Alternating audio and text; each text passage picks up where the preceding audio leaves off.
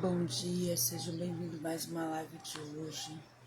A paz do Senhor, que o Senhor esteja com cada um de vocês. Meu nome é Lidiane e todo sábado eu boto aqui uma palavra do Senhor, uma palavra de sabedoria, vindo da Bíblia mesmo, né? Que é a voz de Deus.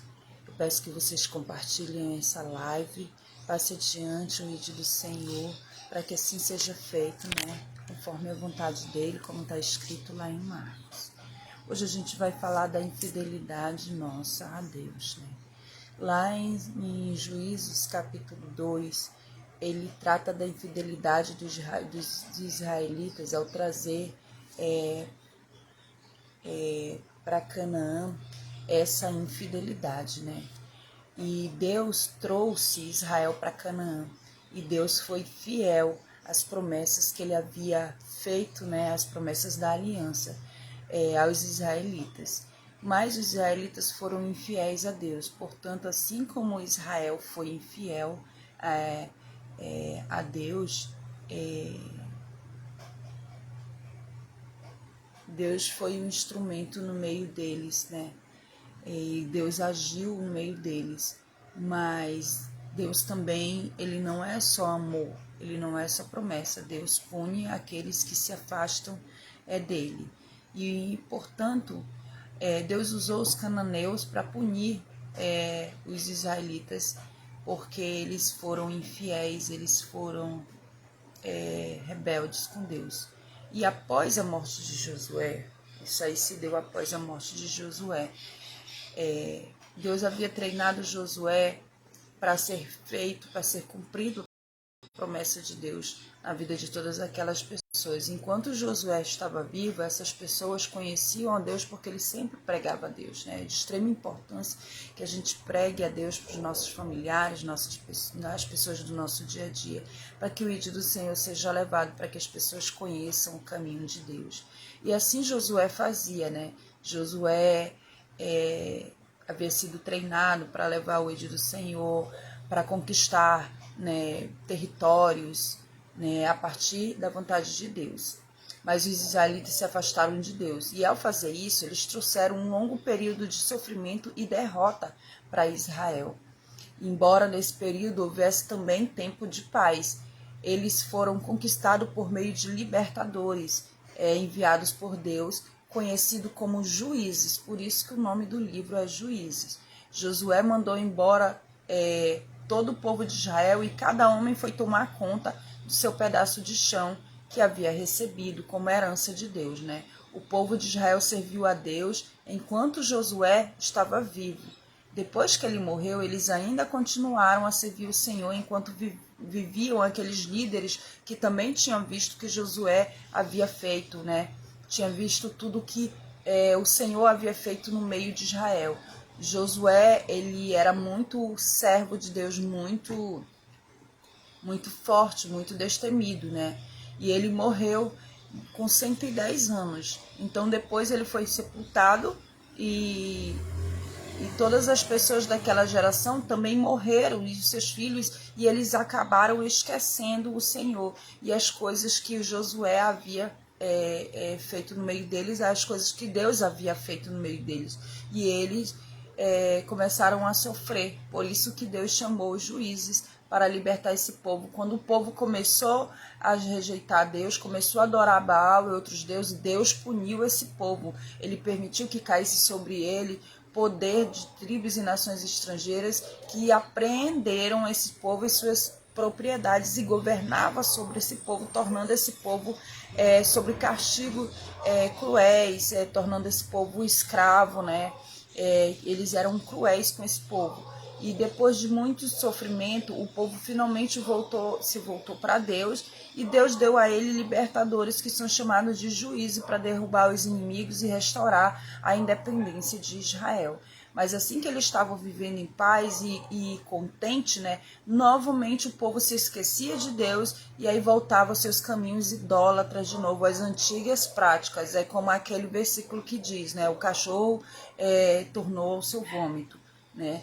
Então, esse padrão foi repetido de geração após geração, lá em Juízes 2, 16 e 19, vocês podem ver. E o inimigo que os israelitas falharam em destruir tornou-se uma fonte de problemas para eles, porque Deus havia dito que eles deveriam destruir todos os inimigos, mas alguns não foram destruídos e alguns viviam ali no meio deles, né? Por rebeldia, né? Por falta de fidelidade a Deus também. Então aquelas pessoas que viviam no meio deles acabou sendo pedra de tropeço para eles. Eu vou ler o capítulo 2 de Juízes para vocês entenderem. O anjo do Senhor em Boquim. O anjo do Senhor subiu de Gilgal a Boquim e disse: Tirei vocês do Egito e trouxe para a terra que prometi com juramento dar a seus antepassados. Eu disse: Jamais quebrarei a minha aliança com vocês, e vocês não farão acordo com o povo dessa terra, mas demolirão seus altares, porque vocês não me obedecem. Né? Esse anjo do Senhor aqui com certeza era Jesus, né? Porque qual é o anjo que teria tanta autoridade para falar do jeito que ele falou? Portanto, agora digo a vocês que não os expulsarei da presença de vocês. Eles serão seus adversários e os deuses deles serão uma armadilha para vocês. Então, quando a gente não obedece a Deus, nós trazemos uma armadilha para a gente. Nós atraímos desgraça para o nosso meio. Quando o anjo do Senhor acabou de falar em todos os israelitas, o povo chorou em alta voz e ao lugar chamaram Boquim, que Boquim significa pranteadores. Ali ofereceram sacrifícios ao Senhor. Desobediência e derrota. Versículo 6. Depois que Josué despediu os israelitas, eles saíram para ocupar a terra, cada um a sua herança. O povo prestou culto ao Senhor durante toda a vida de Josué e dos seus líderes, que sobreviveram a Josué e que tinham visto todos os seus grandes feitos do Senhor em favor de Israel. Josué, filho de Nun, servo do Senhor, morreu com a idade de 110 anos. Foi sepultado na terra de sua herança, em Timnat-Heres, que também é conhecida como Timnat-Será, nos montes de Efraim, ao norte do Monte Gaás. Depois que toda aquela geração foi reunida, seus antepassados, surgiu uma nova geração que não conhecia o Senhor, e nem o que ele havia feito por Israel. Então os israelitas fizeram o que o Senhor reprova e prestaram culto aos Baalins. Então é de extrema importância que a gente pregue a palavra, né?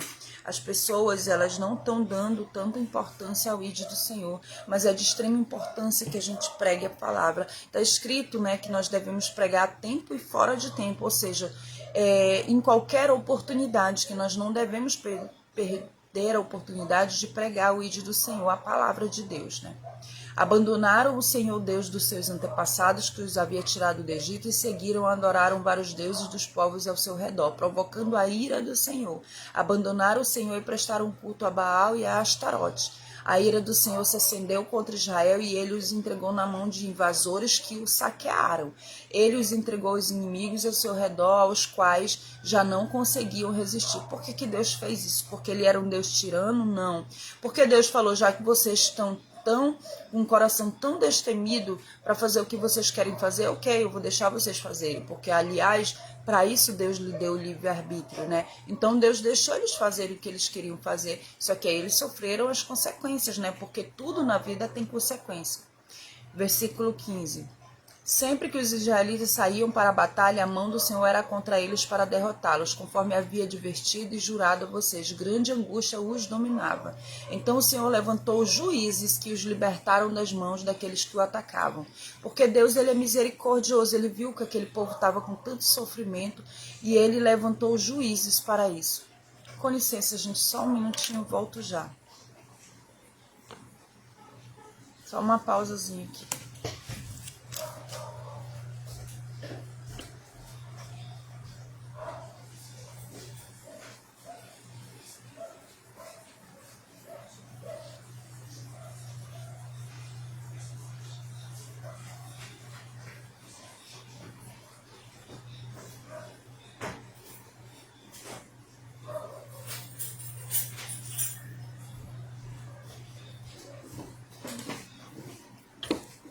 Perdão, gente, eu fui desligar minha caixa d'água que estava derramando.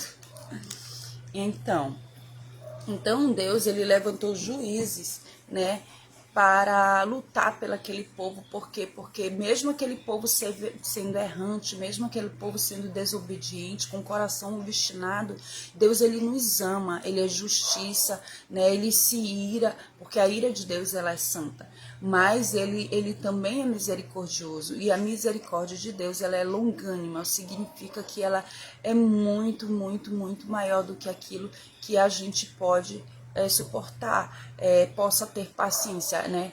Misericórdia dele, ele é muito paciente. Mesmo assim, eles não quiseram ouvir os juízes, antes se prostituíram com outros deuses e os adoraram. Ao contrário dos seus antepassados, logo se desviaram do caminho pelo qual os seus antepassados tinham andado, o caminho da obediência aos mandamentos do Senhor. Sempre que o Senhor lhes levantava um juiz, ele estava com o juiz e os salvava das mãos de seus inimigos enquanto o juiz vivia, pois o Senhor tinha misericórdia por causa dos gemidos dele diante daqueles que o oprimiam e os afligiam. Mas quando o juiz morria, o povo voltava a caminho ainda piores do que os caminhos dos seus antepassados, seguindo outros deuses, prestando-lhes culto e adorando-os, recusando-se a adorar suas práticas e seus caminhos obstinados. Hoje em dia não é diferente. Hoje em dia há todo tipo de deuses, né? Há o dinheiro, a fortuna, né? A vaidade é um Deus, né? Porque se você é muito vaidoso, se você é mais vaidoso do que teme a Deus, então isso é um Deus para você. Se você adora mais o seu corpo físico, se você adora alguma pessoa da internet, ou você é fã inveterado de alguém, então isso é um ídolo. Porque você está tirando do altar do seu coração Deus e está colocando outras coisas no lugar. Então isso são deuses também, não são somente imagens de madeira, como as pessoas acham que deuses é só imagens de madeira, imagens de pedra, ou seja, né, imagens, mas não. Tudo que você tira, o altar, o nosso coração é um altar para Deus. Então, se no seu coração, em primeiro lugar, vem outras coisas antes de Deus, você está adorando essas coisas. Então, você está abandonando a Deus, você está adorando e está recusando a abandonar suas práticas e seus caminhos obstinados, né? Em vez de estar servindo a Deus e sendo fiel a Deus. Por isso a ira do Senhor acendeu-se contra Israel. E ele disse: como esse povo violou a aliança que fiz com seus antepassados e não tem ouvido a minha voz, não expulsarei de diante dele nenhuma das nações que Josué deixou quando morreu. Eu as usarei para pôr Israel à prova e ver se guardará o caminho do Senhor e se andará nele como fizeram os seus antepassados. Tem muitas coisas que Deus permite que a gente passe para que seja como uma lição para a gente, para que a gente venha a aprender. Assim como um pai que educa seus filhos, que tenta disciplinar e dar conselhos várias e várias vezes para o seu filho, assim como esse pai às vezes se cansa e fala: já que você não quer me obedecer, eu vou deixar você sofrer as consequências. Deus faz do mesmo jeito com a gente. Não porque ele é um Deus tirano, não porque ele é um pai tirano, mas porque ele é um pai amoroso, porque ele se cansa da rebeldia da gente, e aí ele deixa a gente viver a nossa própria vida, para que a gente venha a aprender a andar com as próprias pernas e a obedecer de própria vontade, né? Porque o amor de Deus, ele não é forçado, ele não força a gente a obedecê-lo. A gente tem um livre-arbítrio para querer ou não obedecê-lo, né? Então é de extrema importância a gente pregar também aos nossos dias, para que em nossa casa seja conhecido a lei de Deus e o caminho dele. Assim toda a nossa família e a descendência levará o ide de Deus e receberá as promessas dele cumpridas em nós e no meio de nossa descendência. Porque levar o ide de Deus é carregar a nossa herança no sangue, é carregar a nossa herança, que é a herança de Deus, porque nós somos de Deus e nós vamos voltar para ele, né? É carregar a herança de Deus no sangue, para que toda a nossa descendência conheça o nosso Deus e não se afaste dele, mas antes cumpra a palavra e receba as suas bênçãos. Essas pessoas aqui, elas viviam tropeçando, assim, uma hora elas estavam com Deus, outra hora elas não estavam. Quando elas pranteavam, Deus escutava e Deus tinha misericórdia e mandava juízes para lutar por essas pessoas, né? E enquanto esses juízes viviam, essas pessoas tinham um alívio, né? Tinham um tempo de regozijo, Mas depois que essas pessoas morriam, eles começavam a fazer de novo aquilo que desagradava a Deus. E aí eles iam adorar outros deuses, iam colocar no seu coração outras coisas que não eram as coisas de Deus, iam pecar contra Deus, né? E Deus não se agradava disso. E aí o inimigo vinha, né, e açoitavam eles, açoitavam de todas as formas, de todas as maneiras, subjugavam aquele povo, né, fazendo deles escravos, né. Então muitas práticas pecaminosas era tida nesse meio. Então o Senhor havia permitido que essas nações permanecessem ali e não as expulsou de imediato, para que essas pessoas sofressem e passassem por isso, para que elas viessem a aprender, porque às vezes a gente só aprende quando a gente passa por uma dificuldade. Deus, ele quer que a gente seja sábio, que a gente aprenda com o erro dos outros, antes de passar pelo erro, antes de fazer, antes de praticar, ele quer que a gente olhe e aprenda, mas às vezes a gente é burro, a gente quer passar pelaquele vale, a gente quer passar pelaquela dificuldade, a gente escolhe, né? Ao invés de ouvir conselhos das outras pessoas, a gente escolhe passar a ferro e fogo pelas dificuldades. Aí depois fica se perguntando, por que eu estou passando por isso? Né? E nem se atenta pelas suas próprias práticas, não olha para dentro de si mesmo e vê o pecado que há em si, o tropeço que há em si, a infidelidade com Deus que há em si. Né? Então toda vez que a gente se recusar a obedecer a Deus e nos recusarmos a nos arrepender e abandonar as práticas pecaminosas e os nossos caminhos errantes, nós sofremos consequências terríveis. Essas consequências são consequências que vão por todas numa geração, né? Por isso a ira de Deus está em cima de muitas famílias, não só naquela época, mas hoje em dia também. Então hoje em dia não é diferente, a palavra de Deus é tão atual quanto foi quanto foi escrita naquele tempo. Então não pense vocês que Deus é só amoroso, é só bondoso, não. Deus também se ira, tá? Deus é justiça, né? E a justiça dele vem depressa. E a gente pensa que tarda, mas não tarda, não. É no tempo certo. Ele dá um tempo pra gente se arrepender, né? Porque ele é bondoso, porque ele é misericordioso, mas é necessário que nós possamos olhar para a circunstância, para dentro de nós, o que está me movendo? Será que é Deus que está me movendo ou amor às coisas do mundo? Ou amor às práticas mundanas? Né? O que move a minha vida? Pelo que eu sou apaixonado? A minha paixão é terrena, é ínfima, ou a minha paixão é profunda, é arraigada em Deus, né? É aquela que faz eu me deliciar diante de Deus, eu regozijar diante de Deus. Se for isso, então você receberá as promessas de Deus, mas se for o contrário, você vai receber as consequências, que são as consequências ruins da infidelidade que nós temos com Deus. A nossa infidelidade nos traz, nos atrai muita desgraça. Nós somos culpados, né? Porque o Senhor se ira com a gente pelas nossas práticas pecaminosas, com os nossos corações obstinados e rebeldes, quando a gente não dá ouvido ao Senhor nosso Deus, né? Então Deus, ele trata a gente, ele nos ensina o que é bom, o que é certo, né? Tá escrito na palavra dele, basta a gente praticar. Não é fácil, mas é possível, porque Jesus disse, no mundo tereis aflição, mas tem de bom ânimo, pois eu venci o mundo, né? Quando Josué se viu incapaz de servir a Deus, de seguir aquela missão, de preceder Moisés, né? Deus disse para ele, né? Eu estou contigo, tem de bom ânimo, né? Sou eu que te dou força, sou eu que te fortaleço. Somente tem de bom ânimo. Ele repetiu isso várias vezes para Josué. Por quê? Porque era necessário que Josué entendesse que Deus estava com ele, que não era para ele se segurar na própria força da sua carne, mas na força de Deus, né?